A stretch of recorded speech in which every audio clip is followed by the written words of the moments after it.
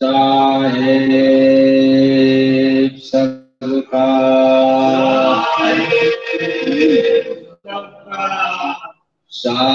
साहेब सबका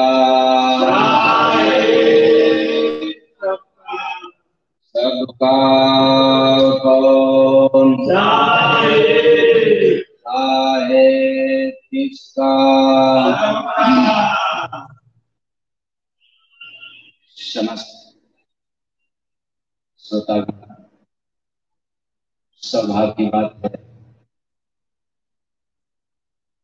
कि आज हम सब श्री कंठेश्वर नाथ मंदिर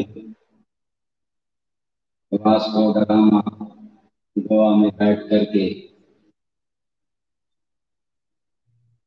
आध्यात्मिक भजन और सत्संग के कार्यक्रम में उपस्थित हैं। आज इस कार्यक्रम को कृपा शंकर जी के माध्यम से संचालित हुआ और आपको जो भी सुनने को मिलेगा कहीं न कहीं से वो प्रमाणित रहेगा और कोशिश रहेगा कि आपको समझ में। इसलिए कार्यक्रम की शुरुआत करें भजन के साथ। साहेब सबका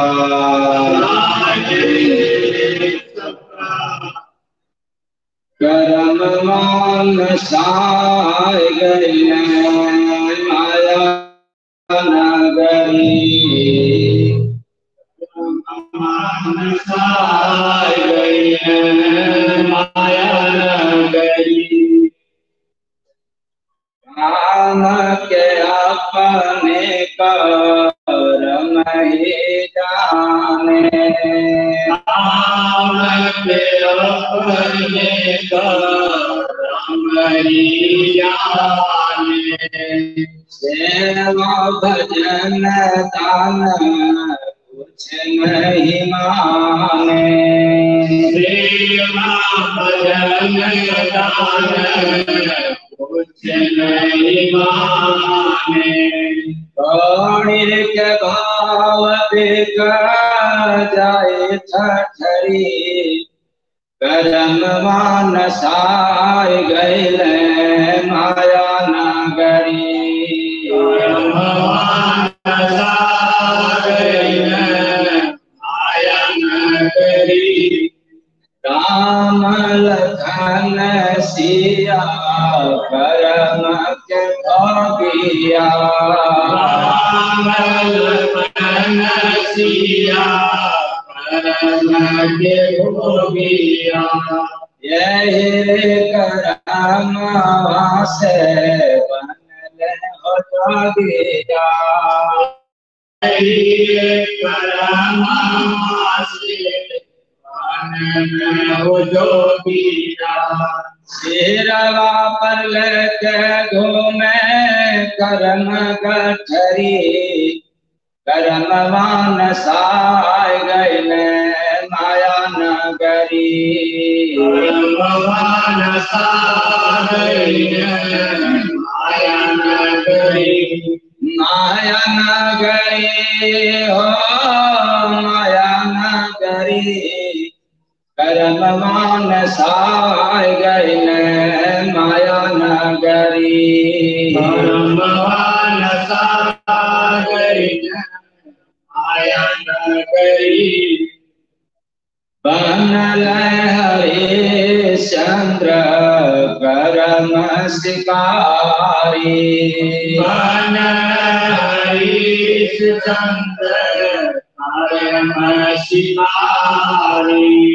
काम करन लागे लास के जारी काम करन लागे लास के जारी घरवा में लगल हो करम फसरी कर्मवान साय गैले माया नगरी। कर्मवान साय गैले माया नगरी।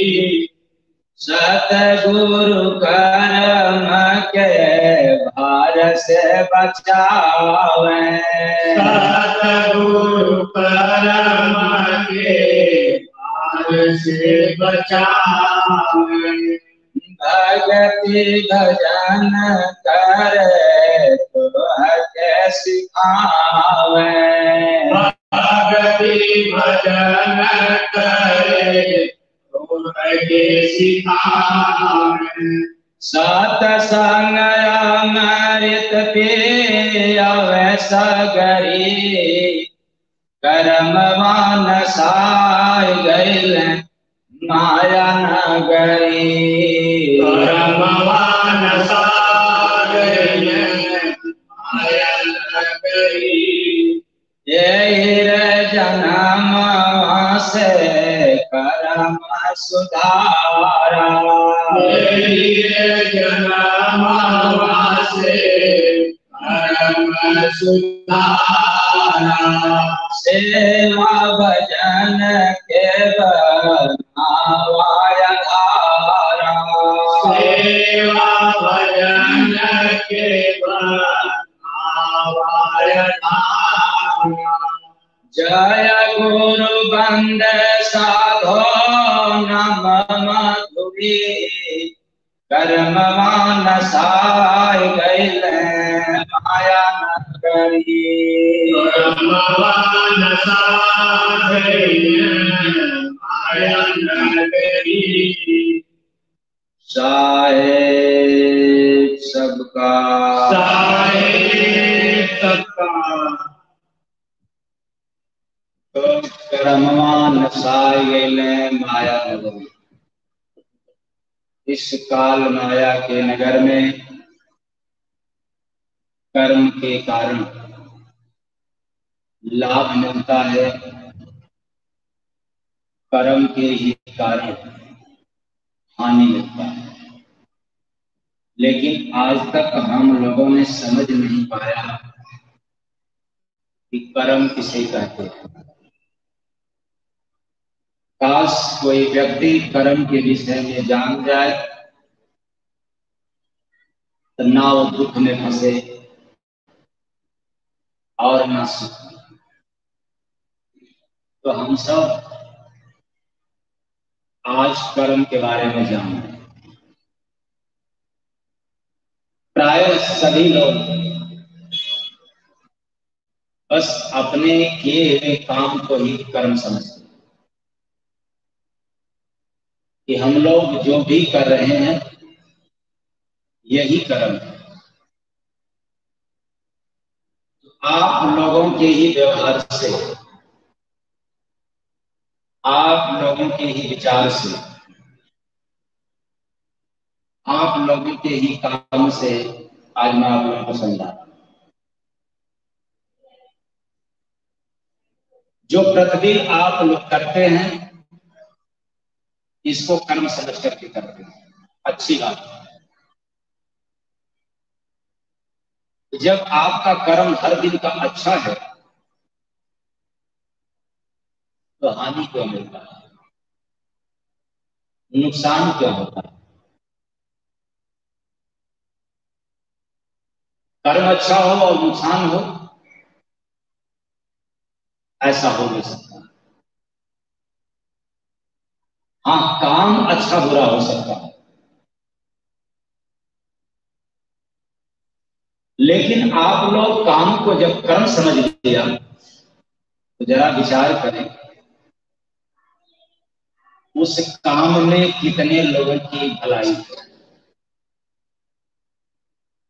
1-2 लोगों की, 10-5 लोगों की, 100-50 लोगों की, 1000-2000, 10,000 लोगों की, ये तो समझ में नहीं आता। काम तो हम सब सीमा में करते हैं और कर्म तो सीमा से पार है। काम तो व्यक्तिगत हम लोग करते हैं, अचेतन प्राणी, काम तो सांसारिक है और यह काम तो सभी लोग करते हैं। इस दुनिया में जितने लोग हैं, राजा रंग, फकीर, वजीर, पीएम, सीएम, पीएम, पुरुष और स्त्रियां, बच्चे, सब के सब कर रहे हैं और पशु पक्षियां भी कर रहे हैं। इस जगत में जितने जीव जंतु हैं सब कर रहे हैं। लेकिन बात यह नहीं समझ में आया कि जब मनुष्य तन पा करके आप लोग जो करते हैं उसको कर्म समझ रहे हैं, तो पशु और पक्षियों का भी किया हुआ हर काम क्या होना चाहिए? कर्म होना चाहिए। तो फिर कर्म की बात तो केवल मनुष्य शरीर को बताया गया कि जितने मानव तनधारी हैं वे ही कर्म कर सकते हैं, बाकी और शरीर वाले केवल केवल काम करते हैं।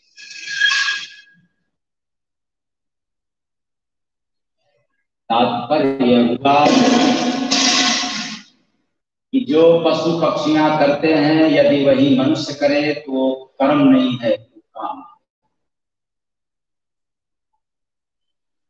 सोने का काम आप भी करते हैं और जगने का, तो जागने और सोने वाला काम पशु और पक्षियां भी करते हैं।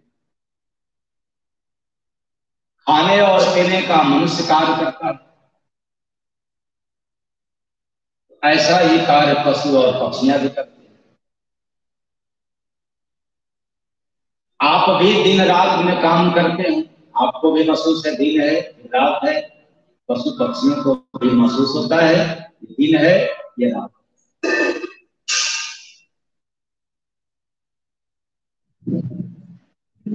तो फिर आपका काम कर्म कैसे हुआ?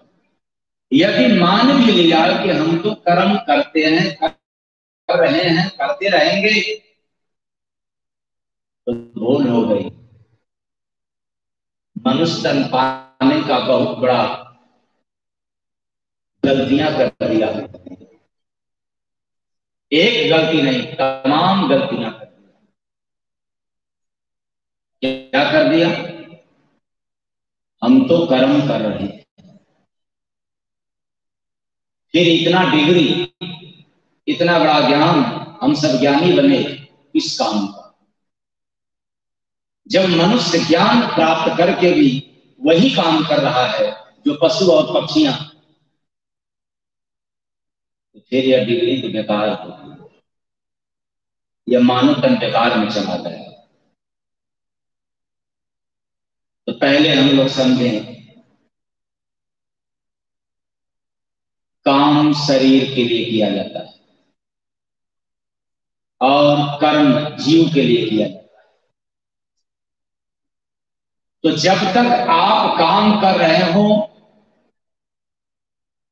जड़ के लिए, देह के लिए, नश्वर के लिए, और जब ही आप कर्म करते हैं तो आत्मा के लिए करते हैं, चेतन के लिए करते हैं। इसलिए काम करने वालों को जड़ और चेतन का ज्ञान नहीं होता। इतना ही निश्चित हो गया। केवल केवल काम करने वाला व्यक्ति जड़ बुद्धि कहा जाता है, और जब कर्म करने लग जाता है तो जड़ का भी ज्ञान होता है, चेतन का भी हो जाता है। जड़ क्या है? शरीर। चेतन क्या है? जीव। नश्वर क्या है? शरीर। और अविनाशी क्या है? जीव। वो भी तो देह के पास है, कहीं इसको खोजने की आवश्यकता नहीं है कि कहां मैं जाऊं। जीव को खोजने के लिए। वो तो हर तन के अंदर है, जब तक है तब तक शरीर है, और जीव निकल जाए तो फिर शरीर को भी कोई रखने वाला नहीं है। तो सुबह से लेकर के शाम तक हम लोगों ने जो भी किया वो तो मात्र काम हुआ, और वह भी काम नश्वर। मुझे याद है पिछली बार जब मैं आया था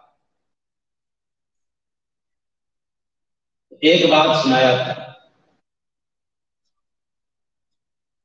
कि जो व्यक्ति जिसके लिए जितना अधिक काम करेगा वह व्यक्ति उतना ही उससे निकाम होगा। बस यही बात नहीं बताया था कि निकाम क्यों होगा काम करने से। तो इसका मतलब नहीं है कि हम लोग काम धाम बंद कर दें, कल से ऑफिस दफ्तर बंद और देवियां बैठी हैं तो कल से अपना खाना बनाना पकाना क्या हो जाए, बंद। ऐसी बात नहीं, बस काम का गुण समझें, क्योंकि काम है नश्वर, काम है जड़। केवल काम करने वाला व्यक्ति अज्ञान होता है, उसके पास ज्ञान का अभाव होता है, इसलिए उसको अज्ञान का नाम होता है। हर चीज का गुण अलग अलग है। सोना का क्या गुण है? जब आप सोने का आभूषण बनवा करके अपने शरीर पर धारण करेंगे, शोभा बढ़ेगा। किसका? शरीर का।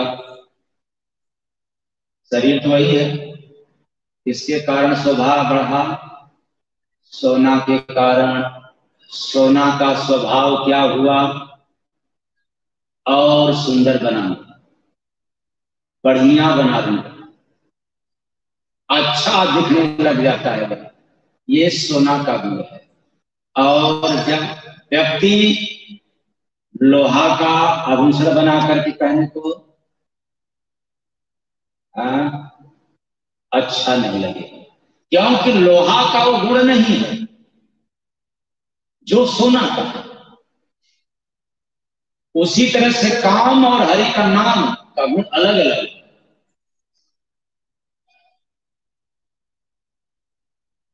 तो काम का क्या गुण है?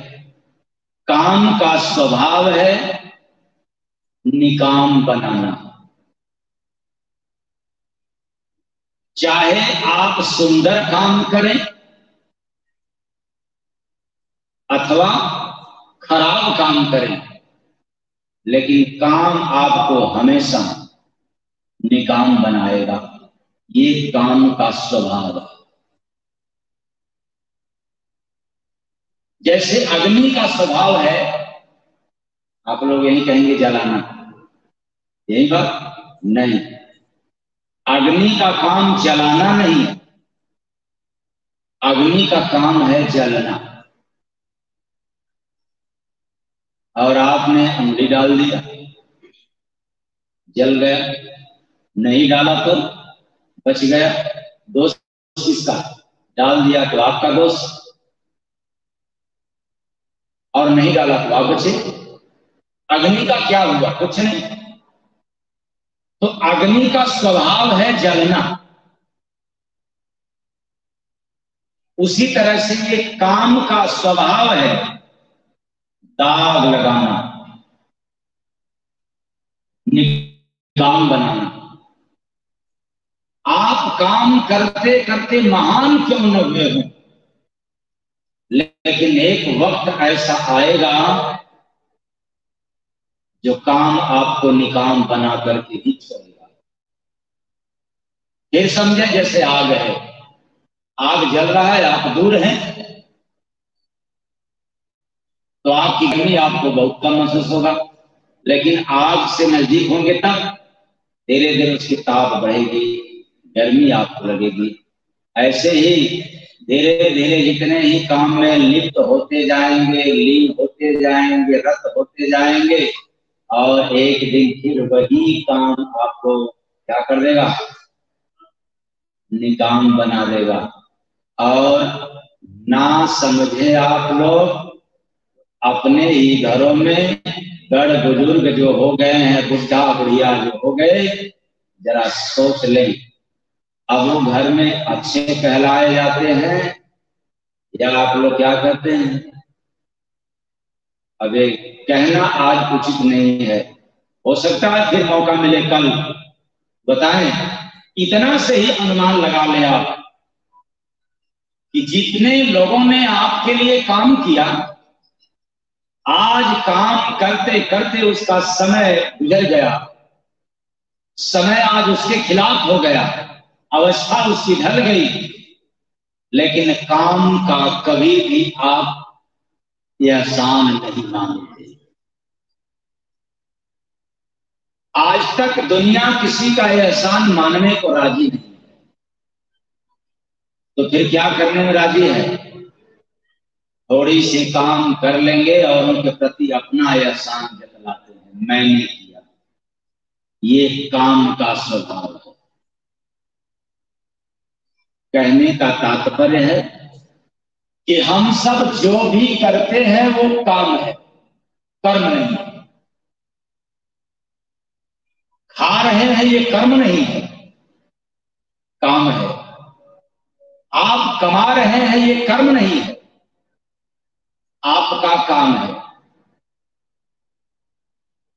यही समझना बड़ा कठिन काम है। आप केवल अपने परिवार के लिए काम करते हैं या जो भी करते हैं, ये केवल काम है। और काम को ही जब कर्म बनाओगे तो बताओ कर्म क्या होगा? कहाँ गया कर्म? कौन करेगा कर्म?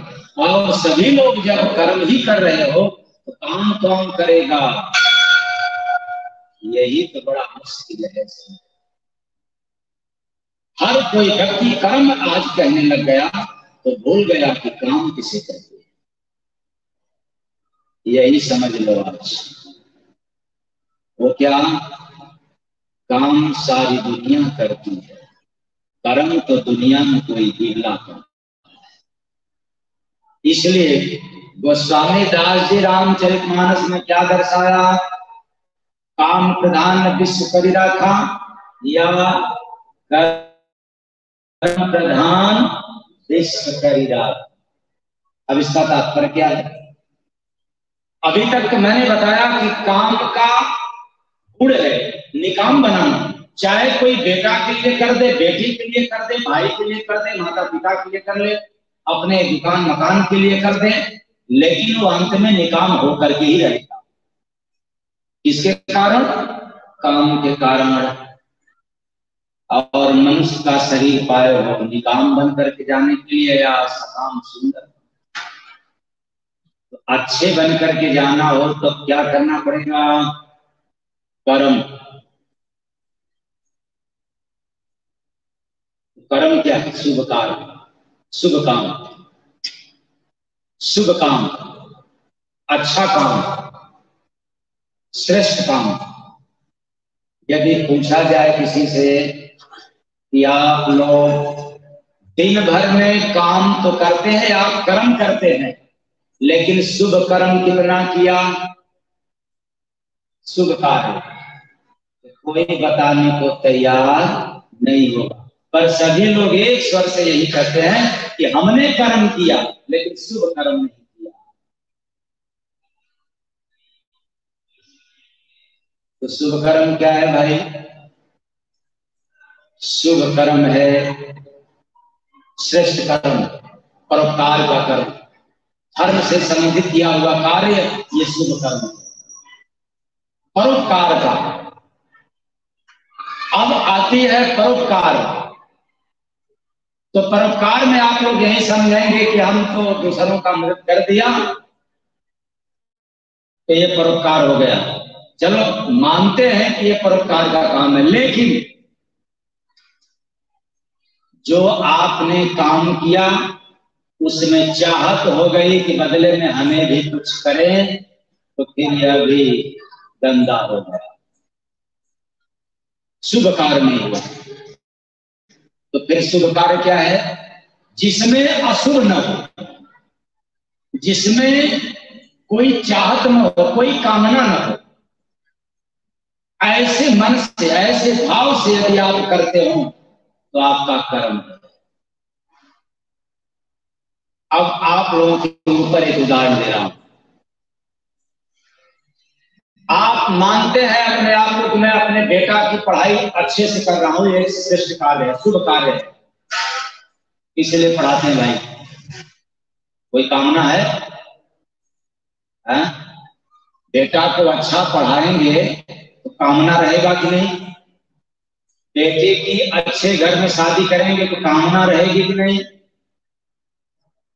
अच्छा दुकान सजाएंगे तो कामना रहेगा कि नहीं? नौकरी या ऑफिस दफ्तर बिजनेस का कार्य करेंगे, इसमें कामना रहेगा कि नहीं? और यदि किसी का आप मदद करते हैं तो उससे भी कामना रहती है कि नहीं? तो फिर श्रेष्ठ कर्म कहां से होगा? तो श्रेष्ठ कर्म अब क्या है, इसको समझा जाए। कर्म हो गया देह के लिए आप जो करते हैं सुबह से शाम, और श्रेष्ठ कर्म है आत्मा के लिए किया हुआ ही श्रेष्ठ कर्म, आत्मा के लिए किया गया काम।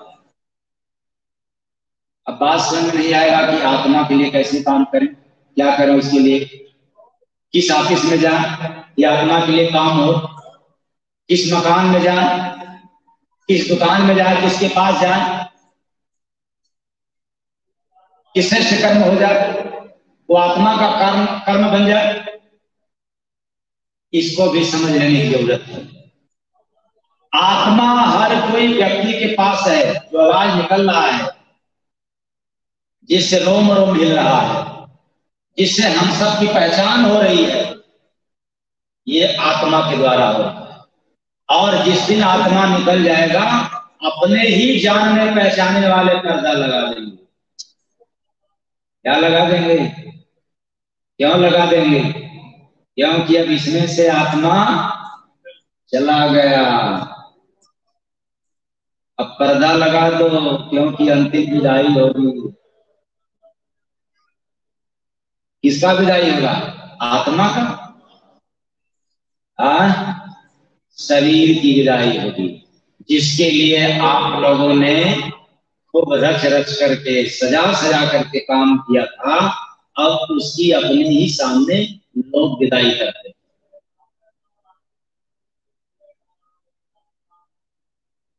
तो थोड़ा सा इस पर एक भजन। छोड़ चल माया के बजरिया हो, गजरिया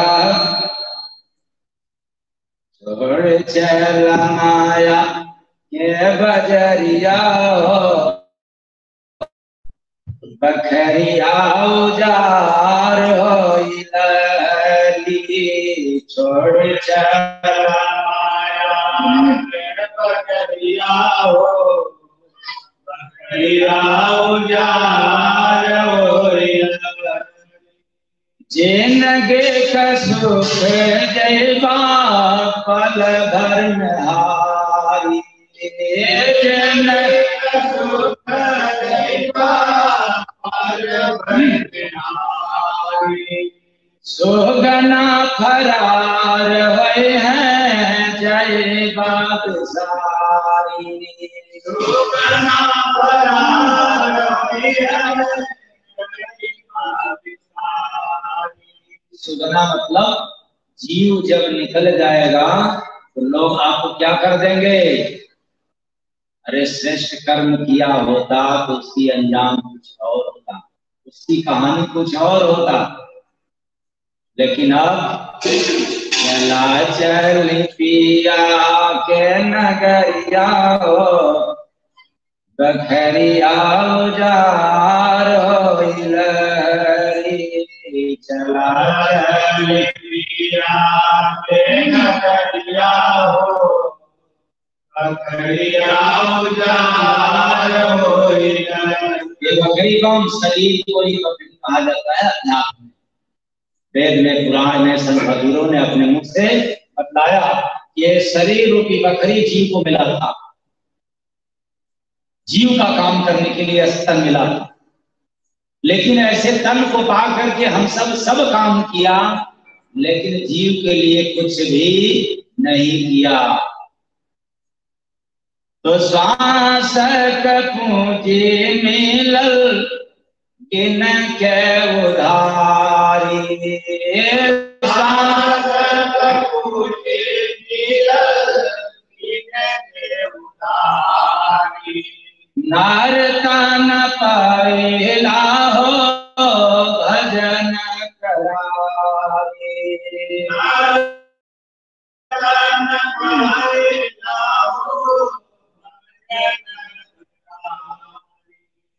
फिर नाही देखी है अजरिया हो बखरिया उजार होइलरी,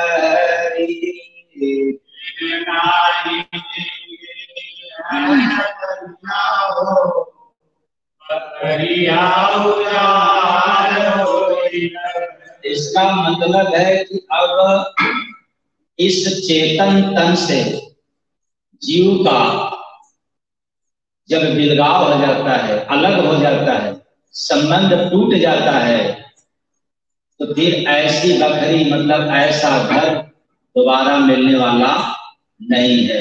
इसलिए बड़े भाग से मिला है। काम करते रहना है, लेकिन कर्म को बंद करके नहीं, कर्म को छोड़ करके नहीं। काम एक तो नहीं, हजारों हजारों काम बंद हो जाए, लेकिन मात्र एक कर्म कभी बंद नहीं होना चाहिए। और ठीक उल्टा आप लोग करते हैं, एक कर्म भले बंद हो जाए, लेकिन हजार काम कभी बंद होना नहीं चाहिए। और काम करते करते एक दिन की बात होकर बड़ चल माया के बजरिया हो बखरिया उजार होइलरी, छोड़ चल माया के बजरिया हो बखरिया उजार होइलरी, याद करा भोलल कर भगवाना,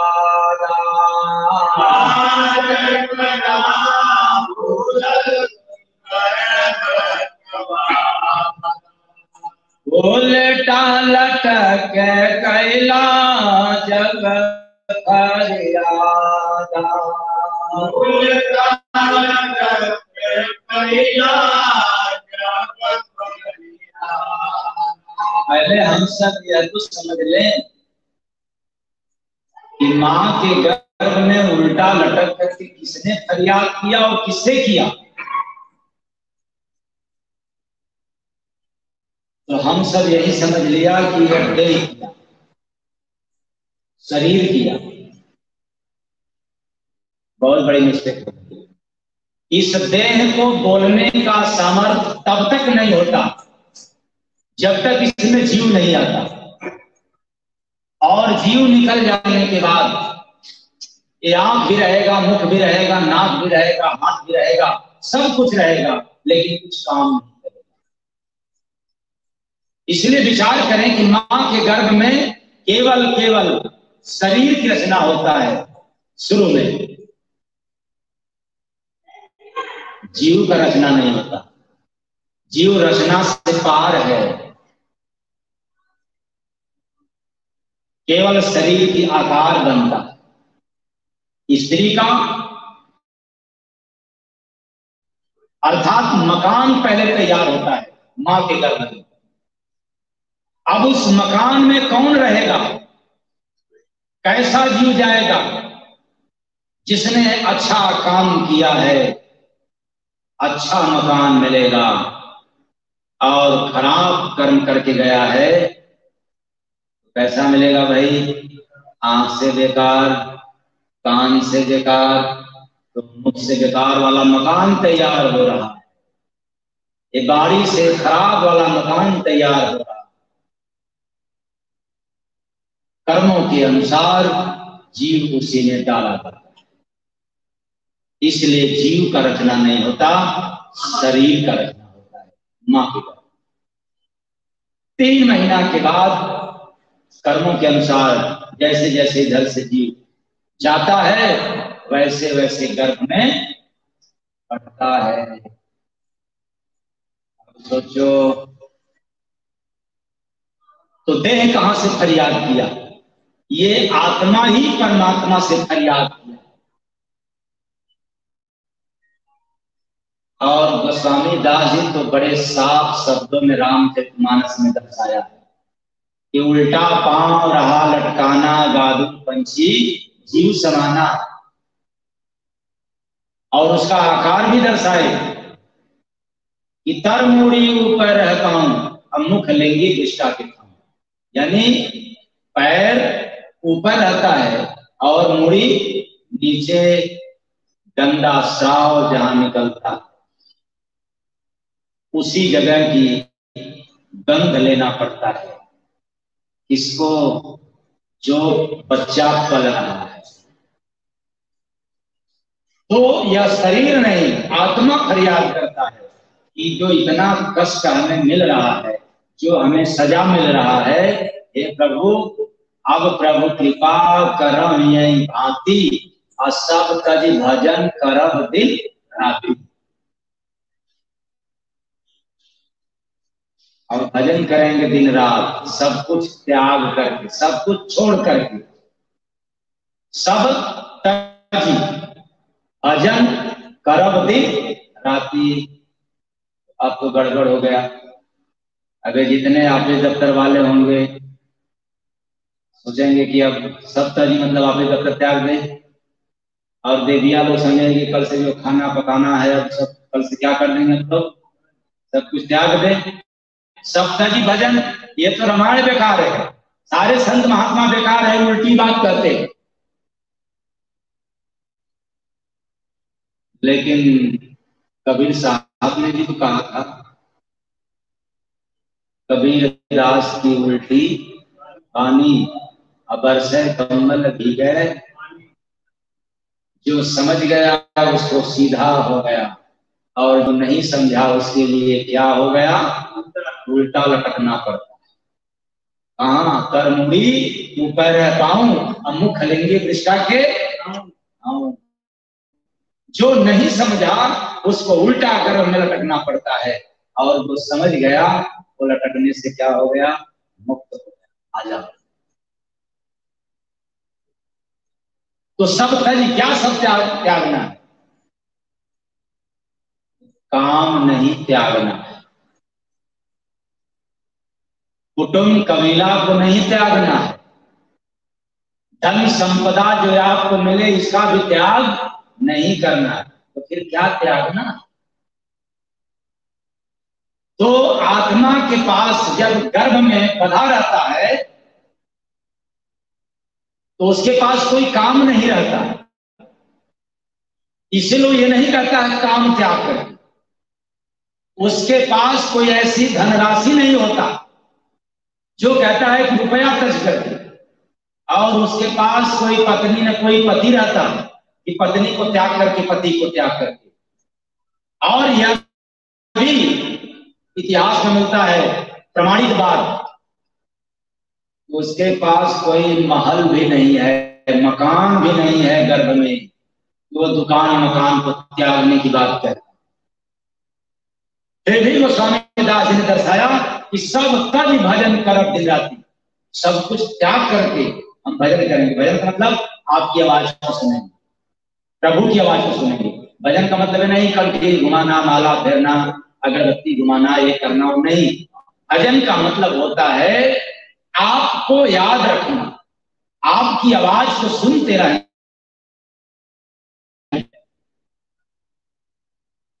और उसकी आवाज को सुनना है तो जाना पड़ेगा फकीरों के पास, लेकिन पहले बात जहां वो समझ ले सब तज भजन कर दिन राती, उसके पास कुछ होता ही नहीं, फिर त्यागने की बात क्या करता है?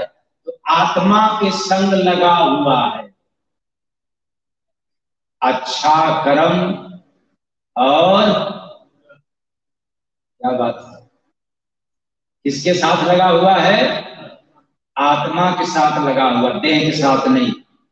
अच्छा कर्म और बुरा कर्म। तो जिसके जीवन में बुरे कर्म का वक्त आता है, तो आसमान क्यों न छू रहा हो व्यक्ति, लेकिन वक्त आता है तो बुरे कर्मों का भी अंजाम उसको भुगतना पड़ता है। और जब अच्छे कर्म का अंजाम मिलने का वक्त आ जाता है, तो बिल्कुल रानू मंडल जैसा गरीब क्यों न हो, लेकिन वह आसमान छुड़ा देता है। पैसे से नहीं, इससे अच्छे कर्म से। इसलिए मैंने आप लोगों को सुनाया कि कर्मवान साय गए माया नगरी,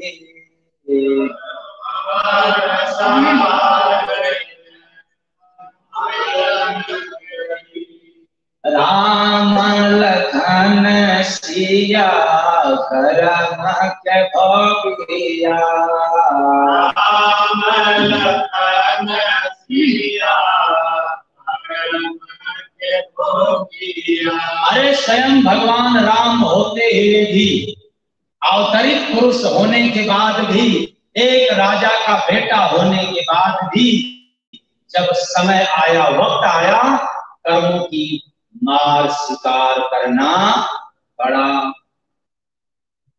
कौन सा कर्म खराब था भगवान राम? लेकिन पूर्व के जन्मों का वेद प्रमाणित है। समय आ गया तो 14 वर्ष के लिए कहाँ जाना पड़ा? जंगल। और मां जानकी को भी साथ में किस्मत में लिखा था, महल से कहाँ जाने के लिए? भगवान राम की किस्मत में राजा बनना था, तो कहाँ चले गए? जंगल। और मां जानकी को रानी बनना था, महलों में राज करना था, तो कहाँ चली गई? किसके कारण? तो राम लखन सिया करम के भोगिया, राम लखन सिया करम के भोगिया। यही रे करम से बनल हो जोगिया, यही रे करम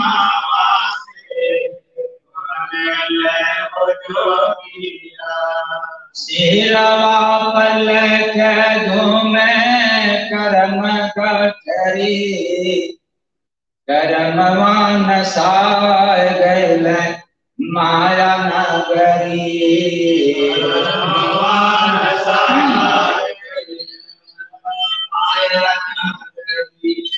तो जब समय आता है अच्छे कर्म का, तो उसका परिणाम मिलता है। और जब समय आता है बुरे कर्मों का, तो आप क्या है इससे मतलब नहीं, आपको अंजाम मिल करके रहेगा। तो फिर क्या करना चाहिए? सामने वाले का कर्म भले गंदा रहे, खराब रहे, लेकिन आपको कर्म खराब नहीं करना है। इसलिए उसके साथ साथ आपका जब कर्म खराब हो जाएगा, तो आपको भी समय आने पर वो फल मिलेगा। क्यों? कि जीवन एक खेत है। यह जो मनुष्य का जीवन है एक सुनहरा सुंदर खेत है, और हम लोग रात दिन जो करते हैं यही कर्म बीज है। विचार करो, जिस खेत में आप बीज डालेंगे गेहूं का, धान का हो जाएगा, और धान का डालेंगे तो गेहूं का हो जाएगा। तो जीवन रूपी खेत में यदि कर्म बुरा आपने डाल दिया तो वही तो फसल में आएगा, उगेगा। काटेगा कौन आपके खेत में? यदि आपके खेत में दूसरा कोई जाएगा तो उसका कर्म खराब होगा। अब आप अपने खेत में जो फसल को डाले हैं आपको ही काटना पड़ेगा, क्योंकि दूसरा कोई काटने के लिए जाएगा तो कहेगा कि हम चोर साबित हो जाएंगे, बेईमान साबित हो जाएंगे। इसलिए और फिर कर्म की गठरी को तो कोई लेने वाला है नहीं दुनिया में। जैसी आपकी करनी तो वैसे ही आपकी धरनी। तो कहने का मतलब है कि यदि आप काम भी करते हो तो ऐसा काम करें कि आपको निकाम न होना हो, और जब कर्म करते हो तो यह देखना है कि कहीं कर्म तो मेरा बुरा नहीं हो रहा। जब तक न समझ में आए तब तक चाहे काम को चाहे कर्म को आप गलत न करें, बुरा न करें। और जब समझ में आ जाएगा तो आपको काम जब भी करेंगे तो हमेशा ज्ञान रहेगा ये तो संसार के लिए, देह के लिए है, लेकिन अब से आत्मा के लिए हम कर्म करेंगे। तो भजन ही कर्म है, भजन ही कर्म है। किसके लिए? आत्मा के लिए, जीव के लिए। कर्म ही भजन है और भजन ही कर्म है। जो भजन नहीं करता, यदि ऐसा व्यक्ति कहे कि मैं तो कर्म कर रहा हूं, तो कर्म के आड़ में धोखा कर रहा है, कर्मों की मार पड़ेगी उसको। जैसे चाहे कितना भी कोई ज्ञानी विद्वानी हो जाए, धर्म के आड़ में धर्म को धंधा बना करके जो करेगा, धर्म उसको कभी छोड़ने वाला नहीं है। एक बार मनुष्य आपको छोड़ देगा कि चलो ये धार्मिक व्यक्ति है, लेकिन धर्म कभी आपको माफ नहीं करेगा, कर्म भी कभी माफ नहीं करेगा, काम भी कभी माफ नहीं करेगा। अचेतन प्राणियों, काम करना, कर्म करना तो संभल करके, और जब आत्मा के लिए कर्म करना हो तो किसी महात्मा के शरण में जाना नहीं जाना पड़ेगा या जाना पड़ेगा? जाना पड़ेगा। क्या करने के लिए? काम करने के लिए कि कर्म करने के लिए? कर्म करने के लिए। काम करने के लिए ऑफिस दफ्तर समाज है, घर गृहस्थी है, लेकिन आप समाज का काम करके, परिवार का काम करके, पूरे दुनिया का काम करके आप कर्म में नाम नहीं लिखा सकते। कर्मों में नाम लिखवाना है तो फकीरों के शरण में जाना पड़ेगा। इसलिए भगवान राम जब जंगल में गए गुरु आज्ञा से, अपने मन से नहीं गए, अपने गुरु की आज्ञा से गए। और भगवान राम अपने जीवन में जितना भी कार्य किए हैं सब गुरु आज्ञा से किए। जो स्वयं विधाता था वह इस धरा पे आकर के बिना गुरु आज्ञा का कोई कार्य नहीं किया, आज महान हो गया। और आप लोग इतने बड़े ज्ञानी हो गए, जितना भी करते हैं इसके अनुसार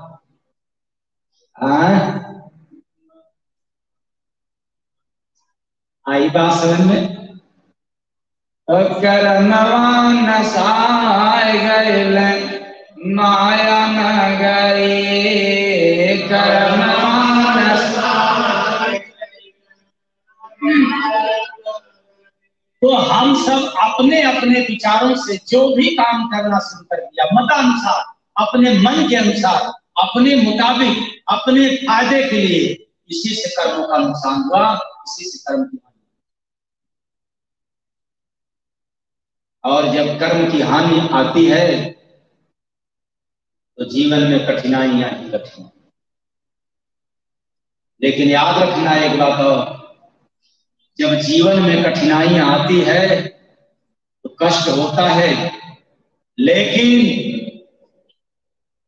तब यही कठिनाइयां जब यही कठिनाइयां आपके जीवन से जाती है तब प्रसन्नता के साथ जाती है, यानी दुख का निवारण होता है तो एक खुशहाली भी मिलती है, अब सुख आने वाला है। और जब सुख जाने वाला है, सुख में हंसना चाहिए, प्रसन्न रहना चाहिए, लेकिन अब सुख छीना जा रहा है, सुख जा रहा है, तो सुख के घड़ी में भी आपको रोना आता है। कैसे?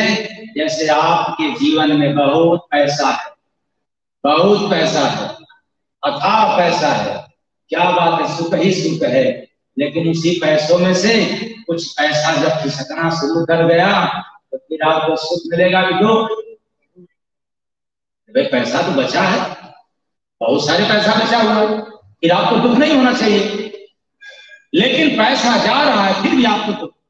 और एक बात तो मैं प्रमाणित के साथ कह देना चाहता हूं, जिसके पास जितना ही सुविधा है, जिसके पास जितना ही संपत्ति है, उसके पास उतना ही विपत्ति है।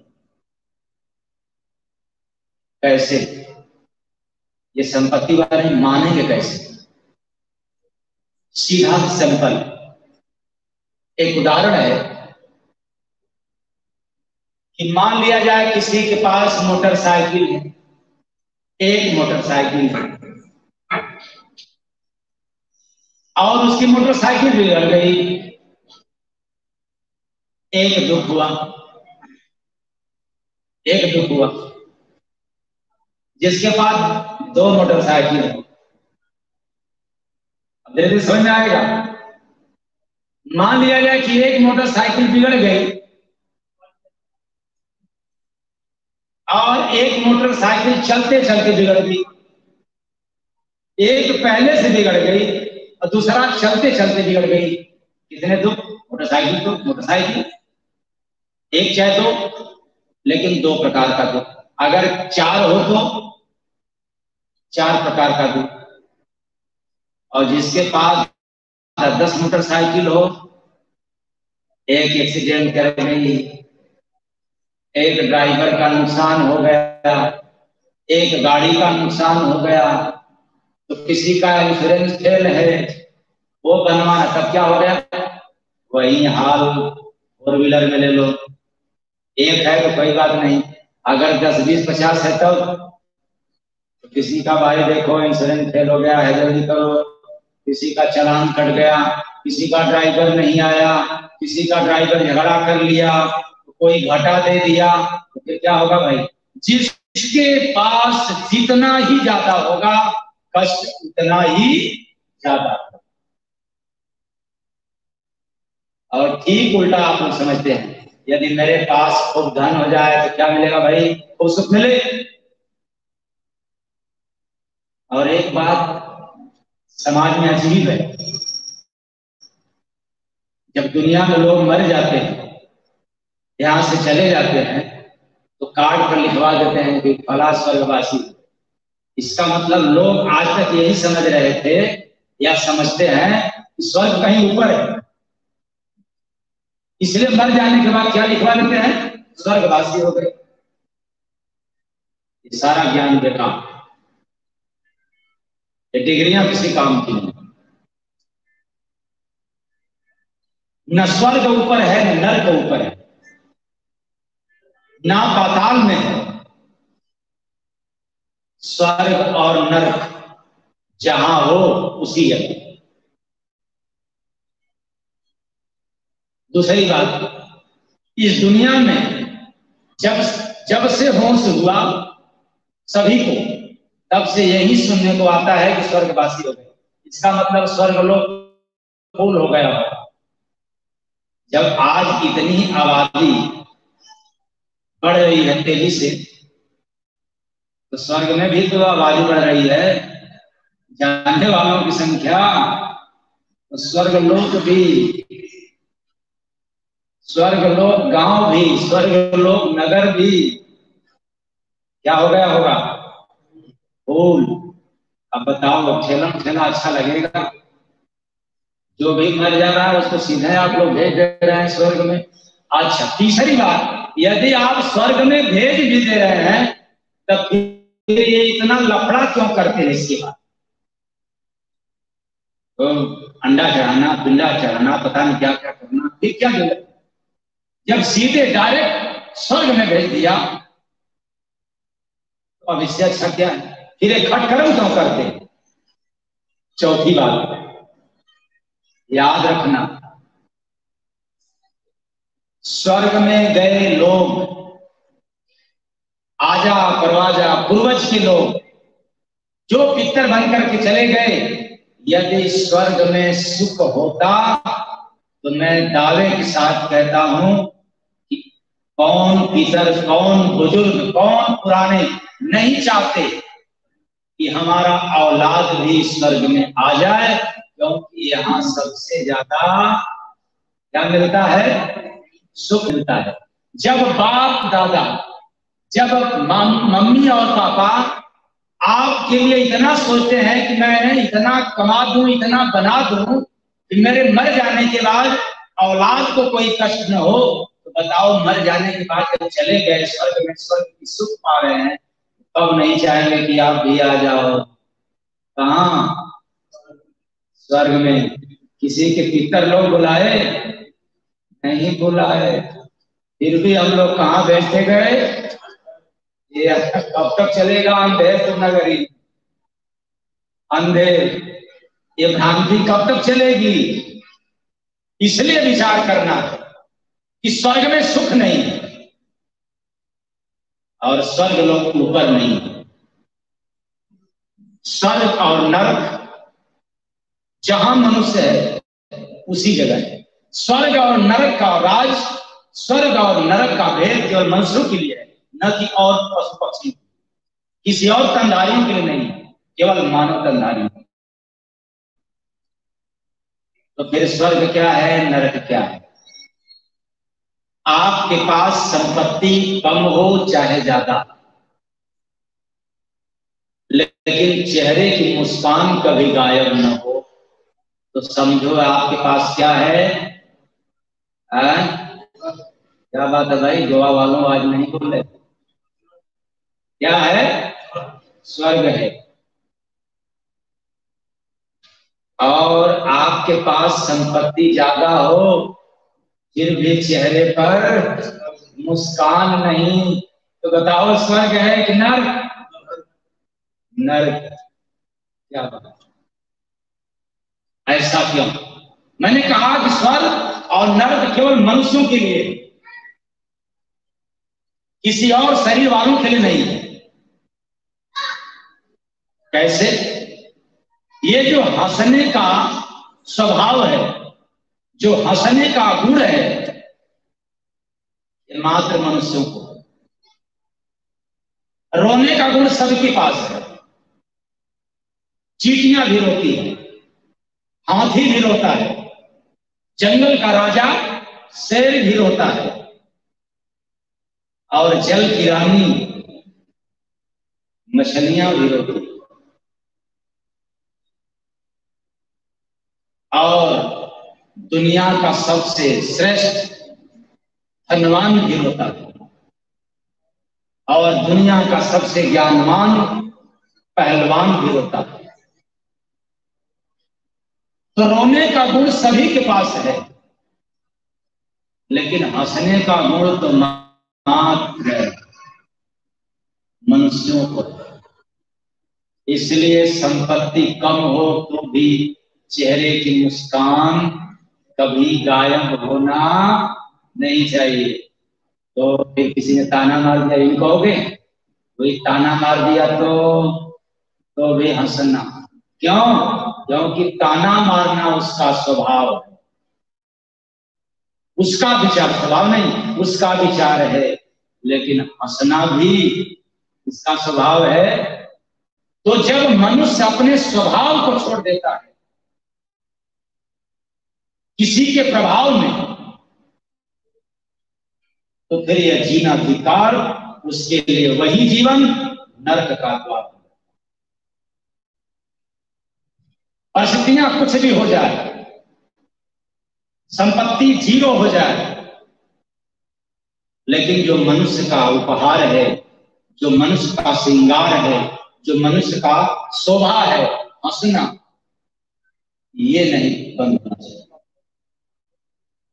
तो हंसते हंसते जो चला गया दुनिया से, समझो कि स्वर्ग उसके साथ है। और रोते रोते मरना तो अलग बात है, लेकिन जीवन यापन कर रहा है तो समझो उसके पास क्या है,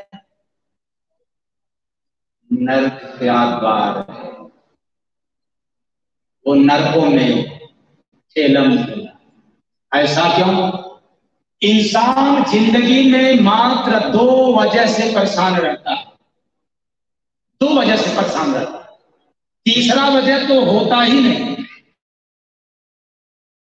जिंदगी में तमाम वजह समझता है, लेकिन मात्र 2 वजह से परेशान रहता है। वो क्या? एक तो तकदीर से ज्यादा चाहता है। किससे ज्यादा? अगर फलाने के पास है फिर हमारे भी पास हो जाना चाहिए। अब भूल जाता है कि हमारे किस्मत में क्या है।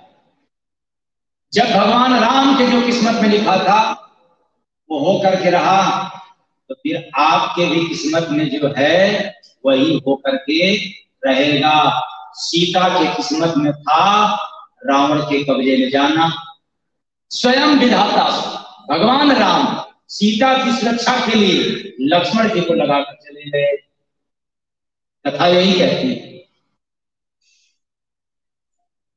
और अंत में लक्ष्मण जी सीता की सुरक्षा के लिए लक्ष्मण रेखा खींचकर चले गए। किसकी सुरक्षा के लिए? सीता मैया की। लेकिन किस्मत अर्थात होनी को कोई टालने वाला नहीं है। और रावण आया और धीरे से लेकर चला गया। बात कब समझेंगे आप लोग? मरने के बाद। अरे समझने का जो समय है यही जिंदा रहने का, मनुष्य तन। तो इंसान मात्र 2 वजह से परेशान होता है। एक तकदीर से ज्यादा चाहता है, और दूसरा वक्त से पहले चाहता है, समय से पहले चाहता है। यदि ये 2 कारण समाप्त हो जाए तो तीसरा क्या बचेगा? तीसरे प्रकार का उसको एक ज्ञान होगा, एक अलग से अनुभव होगा। इसका मतलब जो होना है वो हो करके रहेगा, उसके पीछे पड़ने की जरूरत नहीं है। होना है तो हो करके रहेगा। वैसे जैसे राजा हरिश्चंद्र कभी नहीं समझते थे कि हमें एक दिन काशी में एक डोम का क्या करना पड़ेगा? नौकरी करना पड़ेगा, एक राजा होते हुए। लेकिन जब किस्मत की, कर्म की मार पड़ी तो राजा हरिश्चंद्र भी डोम बन गए। आप भी बनोगे? हाँ बाबा, लेकिन काम कौन सा? एकदम से बनने वाला। आए मानव प्राणी, वक्त से पहले कुछ नहीं हुआ है। इसलिए जो आपके पास वक्त मिला है, इस वक्त का आप कीमत समझो। कैसा कीमत? कि जो मुझे समय मिला है, यदि मैं अच्छा कर्म नहीं कर रहा हूं अथवा अच्छा काम नहीं कर पा रहा हूं, तो कम से कम आज से किसी का बुरा भी ना करें। किस लिए? अपने लिए। किसके लिए? अपने लिए। क्योंकि किया गया समय का कर्म समय पर आपको मिलेगा।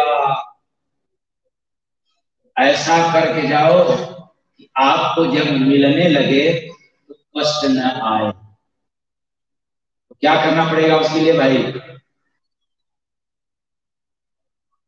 कर्म करना पड़ेगा। कौन सा कर्म करना पड़ेगा? श्रेष्ठ कर्म, शुभ कर्म। शुभ कर्म क्या? आत्मा के लिए। तो आत्मा के लिए क्या? प्रभु की याद। कैसी प्रभु की याद? किसी फकीर के पास चले जाएं और आपको याद करने का तरीका बता देगा। आप ऑफिस में रह करके भी याद कर सकते हैं, गृहस्थी में भी आप याद कर सकते हैं, दुकान मकान में भी रह करके याद कर सकते हैं। दुनिया का हर कार्य करते हुए आप याद कर सकते, याद कर सकते। यदि आप संत फकीरों के पास नहीं जाएंगे तो भी आपको याद रहेगा। क्या? 9900। क्या याद रहेगा? 9900 याद रहेगा। और भी क्या याद रहेगा? आप संत फकीरों के पास नहीं जाते हो, किसी ने आपको ताना मार दिया तो आप क्या याद करोगे भाई? आपको ही ताना बुना याद रहेगा। फलाने ने ऐसा कह दिया, ठिकाने ने ऐसा कह दिया, क्यों कह दिया? आप बराबर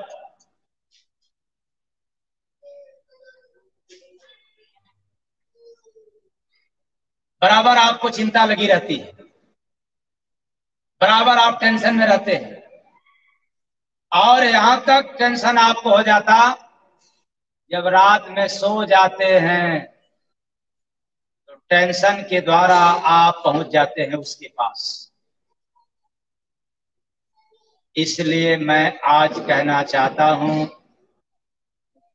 कि आप सभी लोग, आपकी कोई बुरा चाहने वाला हो तो भी आप उसके प्रति बुरा न करें। यदि आप बुरा करेंगे तो आपको भी एक दिन बुरे कर्मों का अंजाम उठाना पड़ेगा। फिर जो कर रहा है उसको करने दें। आपको बचने के लिए ही, आपको समझने के लिए ही यह मनुष्य का शरीर मिला है। तो कर्मवा नसाय गइल माया नगरी,